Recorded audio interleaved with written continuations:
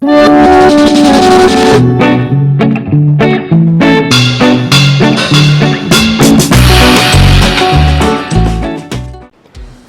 Ceri di sini. Apa kabar kalian semua? Setelah aku jarang upload di minggu sebelumnya, hari ini aku akan melanjutkan kembali mengupload komik One Piece. Tepatnya sekarang melanjutkan volume 4 ya. Karena volume sebelumnya adalah volume 3, hari ini adalah volume 4. Volume 4 ini masih bercerita mengenai Desa Usopp, dimana di sini ada Kapten Kuro yang terbongkar penyamarannya. Di volume ini ada hal-hal yang menarik volume 4 ini, dimana volume 4 ini adalah volume pertama kali munculnya SBS, dimana Oda berjanji di volume 2 akan memunculkan SBS, tapi di volume 3 ternyata ada sedikit terkendala kata Oda. Dalam volume 3 itu dibahas, kalian bisa nonton volume 3 di pojok kiri atas, bisa diklik di situ. Selanjutnya di volume ini kita bahas, kita review. Warna volume ini covernya berwarna biru ya. Di sini ada motif-motif karena ini terbitan terbaru. Aku belinya baru sekitar 1 tahun yang lalu, hampir sama dengan volume pertama yang aku review. Volume keempat ini berjudul Bulan Sabit, dimana di sini ada gambar bulan sabit, tentunya bulan sabit merah. Di sini ada Kapten Kuro dengan cara membetulkan kacamatanya yang khas, yang menggunakan telapak tangan ya. Itu nanti ada alasannya kenapa Kapten Kuro membetulkan kacamata yang turun dengan cara seperti itu. Kemudian di sini ada Nyaban, anak buah Kapten Kuro, Nyaban bersaudara. Nyaban kalau tidak salah, atau nanti kita buka chapternya. Di sini ada Django si tukang hipnotis. Dan di sini kalau kalian ada chapternya, kalau aku bisa beropini soal chapter ini bahwa di sini Luffy di bawah ya, di atas topi jerami mereka ada bajak laut Kuroneko ya, kucing hitam. Di bawah sini Luffy menunjukkan bahwa ya mereka itu agak sedikit berpengalaman lebih atas daripada Luffy. Dan ini juga menjelaskan bahwa Desa Usopp itu berada di atas permukaan laut, jadi agak menanjak. Nanti ada hal-hal yang menarik di atas yang di chapter di dalam volume ini. Oke, kita lanjut saja. Oh ya, satu lagi, di sini juga akan muncul cover story Buggy, dimana itu merupakan cerita Buggy yang dikemas di dalam sebuah cover chapter. Tepatnya itu akan berada di cover chapter 35. Chapter 35 nanti akan ada di chapter terakhir, karena volume ini sendiri terdiri dari 9 chapter, dari chapter 27 sampai chapter 35. Oke, kita langsung saja buka dan review. Oke, langsung kita buka dan review. Iya, di sini ada seperti biasa cover dari volumenya, yang di dalamnya ada Luffy dengan bendera bajak lautnya, Jolly Rogernya. Di sini ada rakun dan penguin, beberapa penguin. Cukup menarik. Di sini ada juga burung pelikan seperti biasa di atas. Bukan burung pelikan, burung camar. Burung atau kayak Nisko gitu. Aku tidak tahu itu burung camar atau burung pelikan, tapi bukan burung pelikan. Pelikan tuh ada kantungnya di mulutnya, ini tidak ada. Jadi kalau kalian ada sedikit trivia ya, Jolly Rogernya Mugiwara itu, atau Mugiwara Luffy itu, atau kelompok bajak laut topi jerami itu dibuat oleh Usopp. Usopp itu jago gambar kan? Gitu. Oke, di sini volume 4. Nah, di sini seperti aku ceritakan di cover-cover sebelumnya adalah pengenalan karakter, dan juga di sini ada narasi yang sering dibacakan. Kalau kalian nonton animenya, kalian pasti tahu ada narator di awal filmnya muncul. Ya, di sini ini maksudnya narator itu membacakan ini, kurang lebih sama. Ini adalah zaman kejayaan bajak laut. Saat itu tidak terhitung jumlah bajak laut yang mengibarkan bendera dan bertempur demi mendapatkan One Piece. Pokoknya kurang lebihnya hampir sama dengan chapter sebelumnya, dan opening pembukaan anime One Piece kurang lebihnya sama. Di sini ada pengenalan karakter, ada Luffy, ada Zoro, di sini ada Nami, ada Kapten Kuro, ada Kurohador, terus ada Django, di sini juga ada Shang. Di sini ada Kaya ya, Nona Kaya yang temannya Usopp yang sering Usopp bohongi gitu, karena menceritakan cerita-cerita bohongnya kepada Kaya. Di sini ada anak buahnya Usopp. Anak buahnya Usopp itu kalau dalam bahasa Indonesianya, nanti kita jawab dalam bahasa Jepangnya. Di Indonesianya sendiri adalah si wortel, kemudian si kentang, sama si onion, bawang, si bawang gitu. Nanti ada juga kolom menarik di sini menceritakan volume sebelumnya ya. Lebih kuat sana mereka bertemu dengan Usopp si pembohong. Kenapa aku judul sebelumnya mengambil Usopp si pembohong? Ya karena karena Usopp memang pembohong. Nah di sini ada daftar isinya sendiri seperti yang sudah aku ceritakan dari volume 27 sampai volume 35. Volume 27 itu adalah rencana, volume 28 itu bulan sabit nanti adalah pertempurannya, karena di malam sebelum pertempuran gitu. Oke. Ada tanjakan seperti yang aku ceritakan tadi, kenapa Kapten Kuro di atas dan kenapa itu di bawah. Mungkin juga salah satunya tanjakan karena desa Usopp itu berada di atas laut, jadi ada tebing itu kayak nanjak itu di atas permukaan laut lah pokoknya desa Usopp itu. Kemudian 29 tanjakan, 30 grid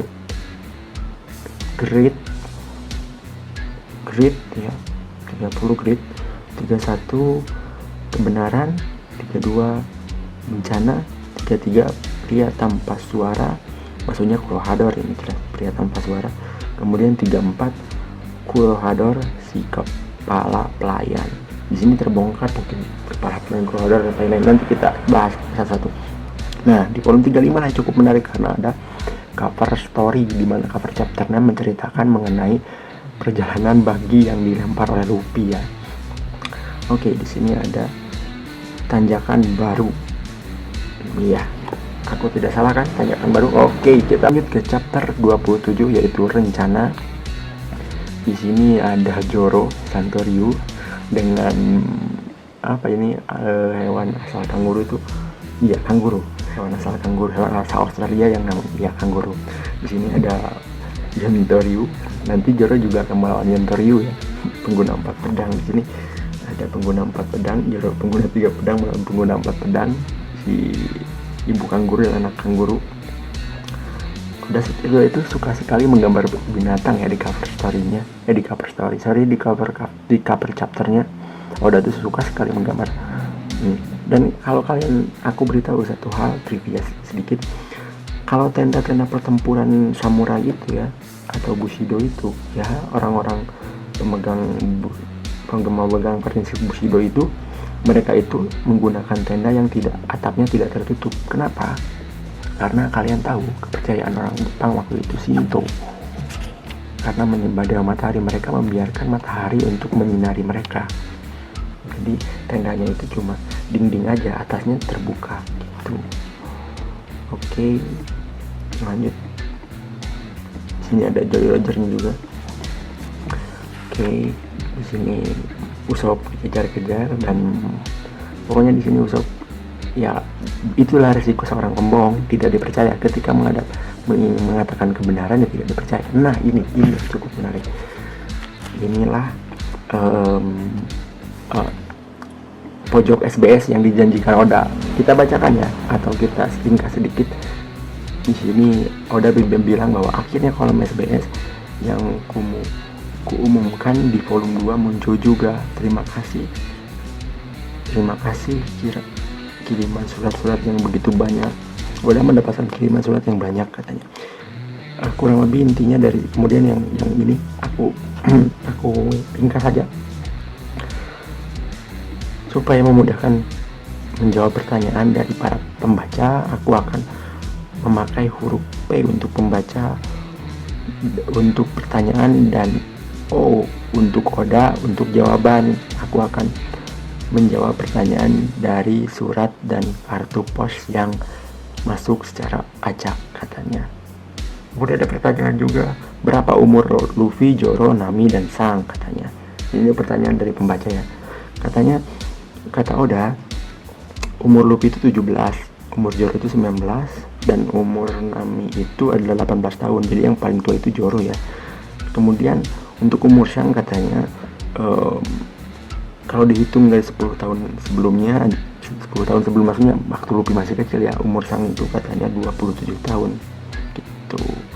Kebetulan usia Usop juga sama dengan Luffy, yaitu 17 tahun. Di sini menjadikan bahwa Usop itu bakal jadi karakter penting juga dan akan bergabung dengan bajak laut topi jerami di sini. Oke, pertanyaan selanjutnya, kenapa tokoh penjahat selalu memiliki penampilan yang mencurigakan? Itu ada pertanyaan dari pembaca. Kemudian Oda menjawab, mencurigakan, kata Oda. Sepertinya yang kalian bilang, mereka memang mencurigakan, tapi ada satu kemisteriusan dan penampilan mereka yang seperti itu. Mereka sangat menarik kan? Itu kata Oda. Kemudian pembaca ada pertanyaan lagi, Pak Ichiro Oda, apa benar kaki dan ini jokes ya dari Oda. Ada pembaca yang bilang bahwa apa benar kakimu dan tanganmu itu bisa memanjang seperti Luffy, soalnya itu yang ditulis di majalah Jam katanya. Tiba-tiba Oda menjawab, waduh, padahal sudah aku bilang supaya mereka merahasiakannya. Itu joke Oda biasanya. Lucu sekali. Oke, lanjut. Nah, di sini ada cover dari chapter 28 Bulan Sabit. Di sini ada Luffy, Nami, dan Zoro. Di sini juga ada Sang ya, kalau tidak salah ini topi jerami dan ya kayak Sang gitu.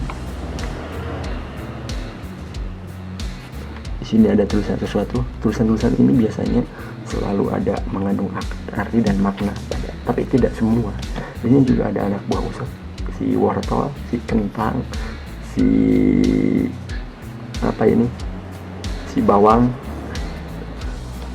Ini aku tidak tahu apa ini penggambaran kaya atau tidak, tapi mereka ada di sebuah kincir ya, kayak negeri Belanda gitu, atau di Eropa gitu, atau di mana aku tidak tahu. Nanti ada Sang yang menunggangi sapi ya, kalau tidak salah lengan Sang kan putus ya di lengan kirinya itu.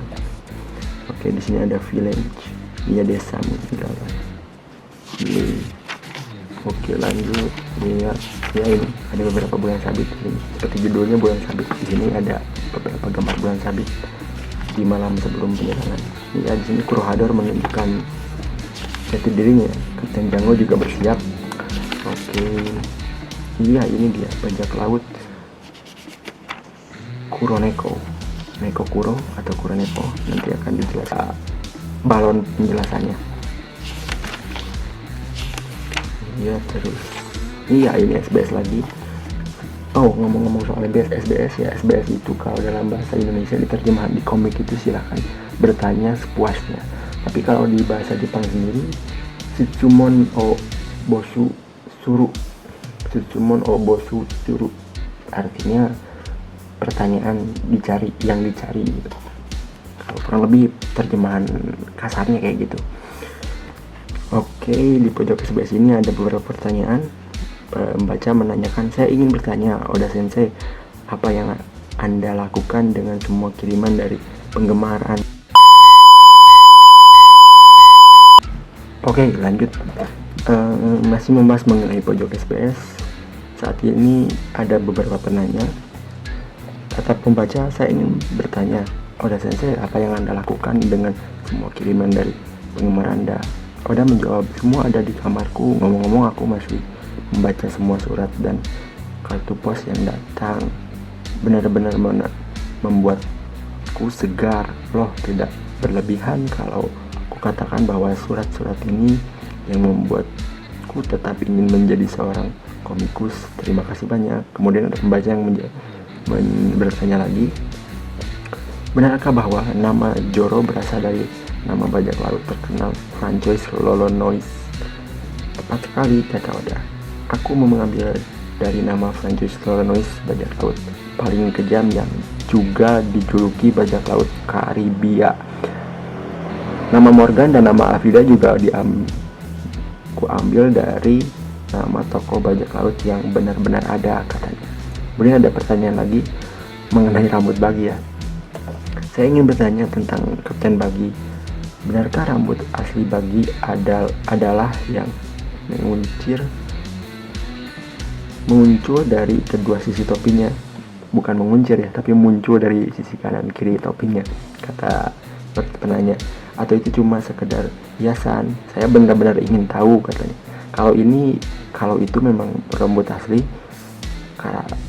berarti Kapten Buggy memiliki rambut panjang.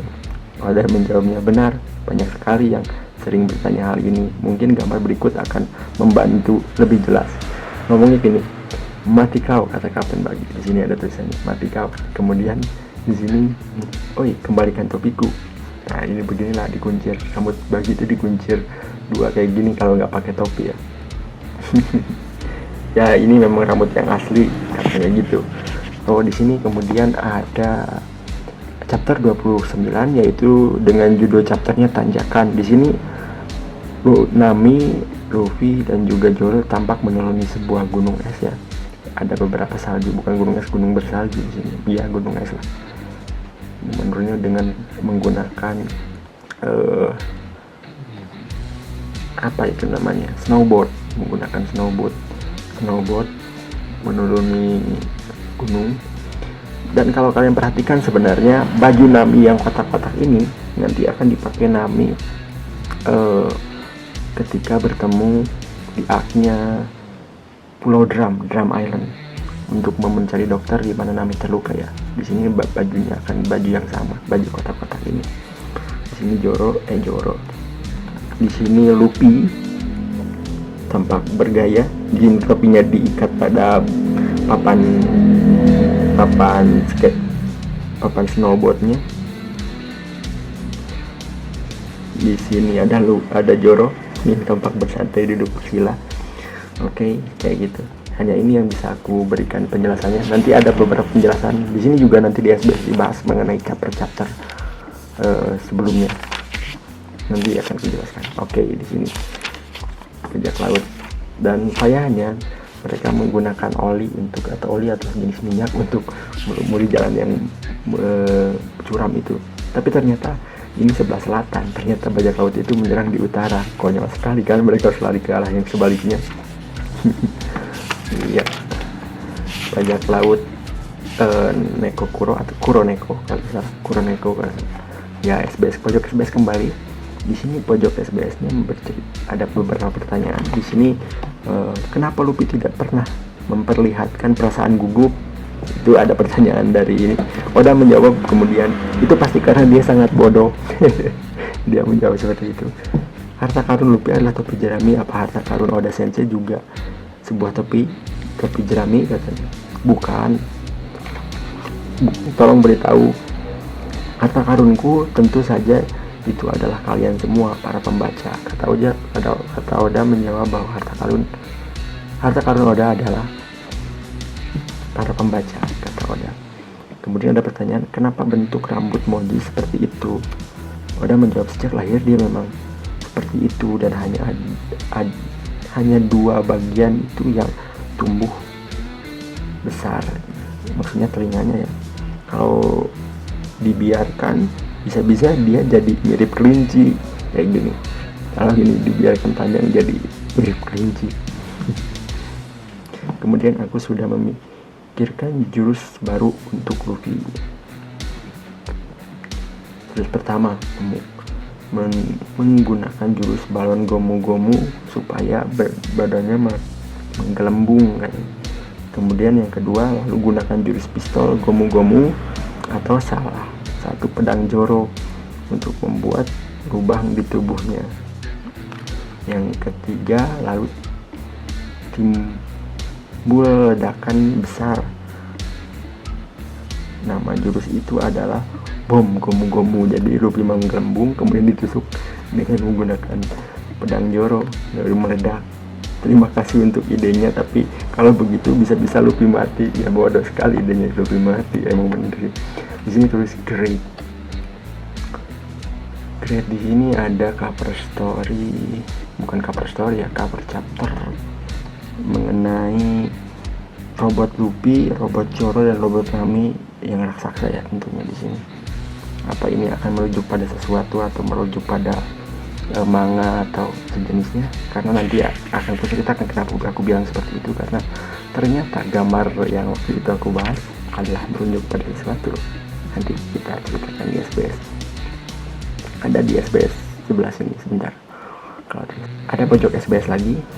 Di sini ada pertanyaan, kira-kira berapa panjang lengan Luffy? Tolong jelaskan.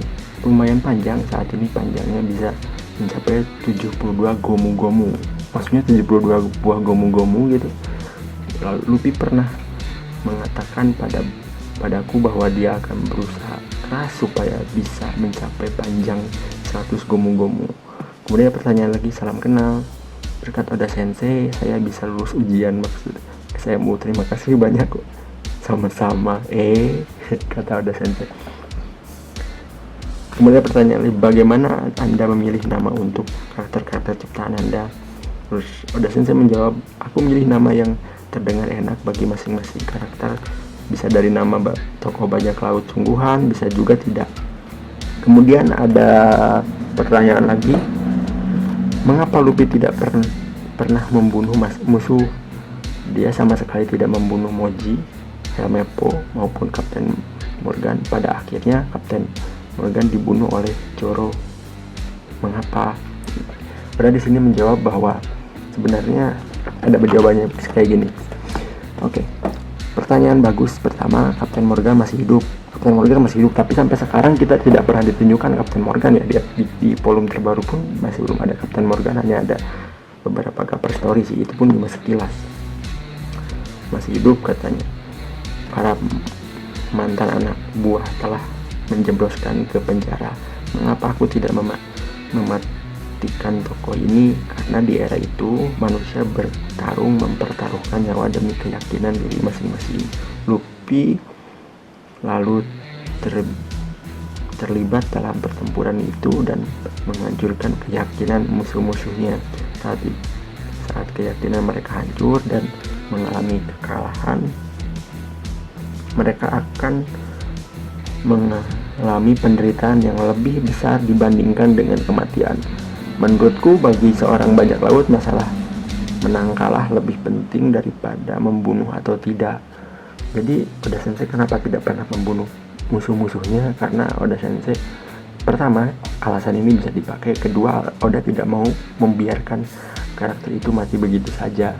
Tidak mau tiba-tiba, tidak mau Oda seperti tokoh di Dragon Ball ya, yang tiba-tiba dihidupkan lagi. Oda tuh tidak mau hal seperti itu.